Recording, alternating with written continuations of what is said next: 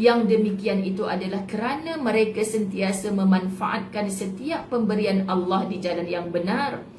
Berani kerana benar. Kalau dia nak rebut, aku pun susah ni bagi akulah beras-beras yang aku nak agih dekat orang taman kita. Kita duk amanahkan dia untuk agih dekat orang asnaf sekitar kawasan dia.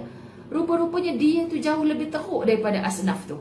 Asnaf, sahabat-sahabat yang dapat perhatian PPZ, duit rumah sewa tu PPZ bayar. Ustaz-ustaz ni, sahabat-sahabat dirahmati Allah, duit simpanan pun habis dah. Subhanallah, kesian sungguh. Allahu Akbar. Kadang-kadang orang-orang ni orang yang dekat dengan kita, tapi sebab kita tak sembang sungguh-sungguh dengan dia, kan kita duk rasa macam alah kereta besar, takkan dah tak mampu. Kereta pun tunggu nak tarik je ni ustazah. Macam tu sahabat-sahabat. Ini harinya yang kita nak cakap suka-suka hati. Ada orang yang berasa hati, tolonglah tolong. Okay? Dan kerana itu pula umur, waktu dan kemampuan atau keterampilan mereka menjadi penuh berkah. Hidup tak perlu bermewah-mewah sahabat-sahabat. Cukup kita rasa kita boleh hidup seadanya dan kita boleh memberi bahagia kepada orang lain. Nampak keterampilan mereka menjadi penuh berkah. Apa maksud? Orang tu bukan senang sangat, tapi nampak dia okey, keluarga dia bahagia, elok saja, subhanallah, anak-anaknya soleh-solehah, taat belaka. Kan sahabat-sahabat, itulah kehidupan yang penuh barakah. Allahu Rabbi. Sebaliknya, terdapat, hari ni tajuk ni panjang, kita cuba laju sikit. Sebaliknya, terdapat sekelompok manusia yang telah dikurniai Allah dengan berbagai jenis kenikmatan, berupa harta yang melimpah, anak yang ramai, dan nikmat yang lain. Banyak nikmat dia dapat, tetapi semua itu justru menyebabkan diri mereka sentiasa merasa penuh dengan penderitaan, kecemasan, kegelisahan. Ada kereta baru sikit-sikit nak bangun intai. Kenapa bang? Duk bangkit dah berapa kali? Pukul 3 pagi ni nak tahajud ke tak? Nak intai kereta abang okey ke tak okey? Dia resah. Sahabat, kita kesian tengok orang macam ni. Allahu Akbar. Lepas tu anak yang ramai, lepas orang seorang-seorang. Allahu Akbar. Tidak ada tawakal, penyerahan diri kepada Allah. Anak yang jauh tu untuk apa? Untuk kita wakafkan di jalan-jalan Allah. Allah yang akan menjaga dia. Nanti bila besar, balik jadi doktor, insya-Allah dia orang yang bermanfaat kepada masyarakat di sekitar tempatnya. Contoh macam tu. Tapi sahabat, lagi anak duduk jauh, lagi kita resah gelisah. Anak tu nak belajar pun hubungan hati ibu dengan anak. Sahabat-sahabat, sebab tu kadang-kadang orang-orang alim kan, bila mak-mak datang, ustaz, saya rindu anak saya hantar asrama. Sekarang dah tak ada rindu dah, sebab dah duduk semua dalam rumah kan. Asrama pun kita tak boleh nak balik. Duduk dalam rumah pun kita mengomel juga. Kau ni asyik nak makan je, mama ni penat tau masak. Tapi bila anak tu duduk jauh, sahabat-sahabat dirahmati Allah, kita yang pula yang tak lalu makan. Macam tu kita ni. Jadi kita resah, gelisah dengan nikmat yang kita dapat. Kerana apa? Kita tak balikkan semula kepada Allah yang maha menjaga, ya Muhaimin, ya Hafiz, ya Salam. Masya Allah. Ini adalah kerana mereka telah menyimpang dari fitrah yang suci dan tuntutan hidup yang benar. Ini menjadi bukti nyata bahawa segala material, bentuk kekayaan, anak, pangkat, jawatan, kehormatan dan sebagainya bukanlah merupakan satu-satunya alat yang dapat menyelesaikan segala persoalan. Problem saya ni ustazah, kalau saya dapat je anak, settle.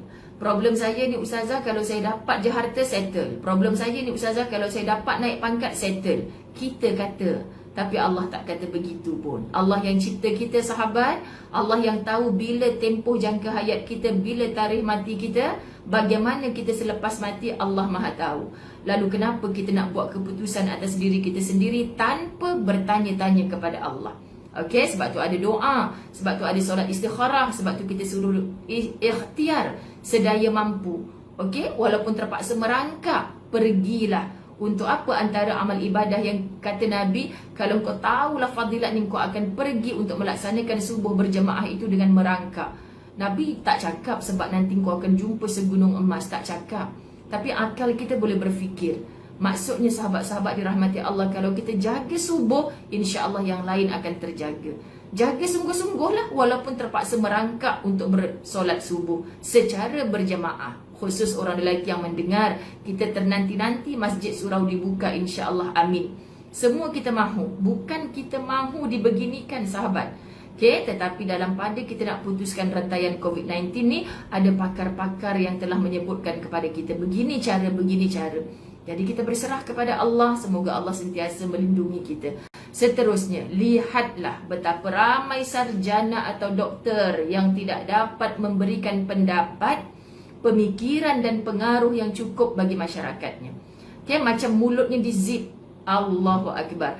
Namun sebaliknya terdapat manusia yang dengan ilmu dan kemampuannya yang sangat terbatas. Seorang sarjana ni, kalau bahasa mereka ni, orang yang ada gaji besar kerana kelulusan pelajarannya, kan sahabat-sahabat dirahmati Allah. Gaji besar 10,000 sebulan, tapi habis isteri nak bermewah-mewah, anak nak bermewah-mewah sahabat. Tak ada pun yang diinfak di jalan Allah. Tak jadi pun dia manusia yang bermanfaat kepada agama Allah. Sahabat-sahabat, cuba tengok. Di sana terdapat manusia yang dengan ilmu dan kemampuannya sangat terbatas. Bukan orang mengaji tinggi pun. Kemampuan dia dari segi RM pun terbatas. Tapi mampu membina sungai yang sentiasa mengalirkan manfaat. Gunakan kudrat dia. Kan dia jadi peneroka di satu tempat. Aliran sungai, buat telaga. Dan untuk apa dia bertungkus lumus untuk semua ini? Untuk kemakmuran bagi sesama manusia. Ustazah Zai tak mampu dah nak gali, buat sungai ke, nak buat telaga, tak mampu dah. Tapi apa kaedah kita hidup ni yang boleh kita infak ataupun kita buat harta wakaf? Kalau harta wakaf ni bukan untuk persendirian, untuk kegunaan ummah, kebiasaannya. Okey, kita nak buat harta wakaf untuk bina masjid sebab kampung ni satu masjid pun tak ada lagi. Kita nak bina telaga sebab kat sini air bersih susah nak dapat. Contoh, kita cari sahabat-sahabat dirahmati Allah. Baik. Sekiranya anda inginkan kebahagiaan, maka terimalah dengan rela hati bentuk tubuh. Betul ke Ustazah baca perenggannya? Okey. Bentuk tubuh yang telah Allah kurniakan kepada anda. Sebab ada orang yang stres seorang-seorang depan cermin hanya kerana bentuk tubuhnya. Allah, lagi kesian orang macam ni, sahabat-sahabat. Redalah dengan keluarga yang anda miliki, suara anda, kemampuan daya ingatan dan pemahaman anda, dan seberapa pun penghasilan yang anda terima. Terimalah.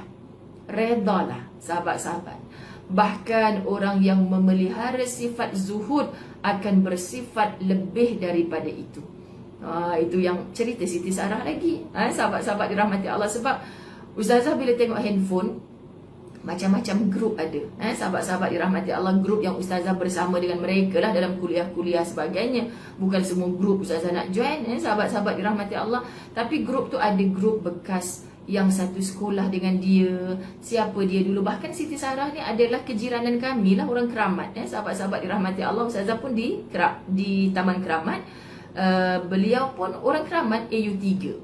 So sekolah ni sekitar kawasan rumah Ustazah ni. Jadi rakan Facebook dia yang share dalam grup-grup WhatsApp, Ustazah daripada sekolah lagi dia memang macam tu, berangai macam ni.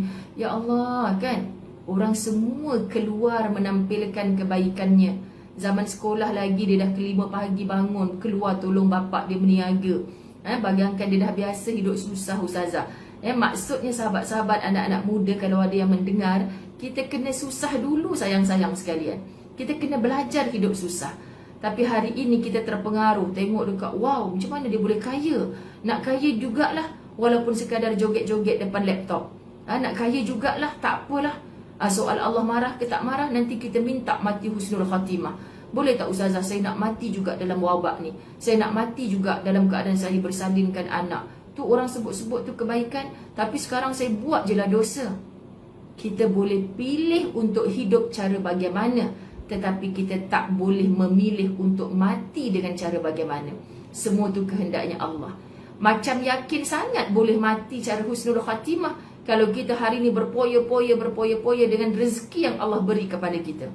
Faham sahabat-sahabat dirahmati Allah? Biar kita penat sekejap hari ni, biar kita susah sekejap hari ni, sahabat-sahabat, untuk menyantuni orang yang jauh lebih susah daripada kita.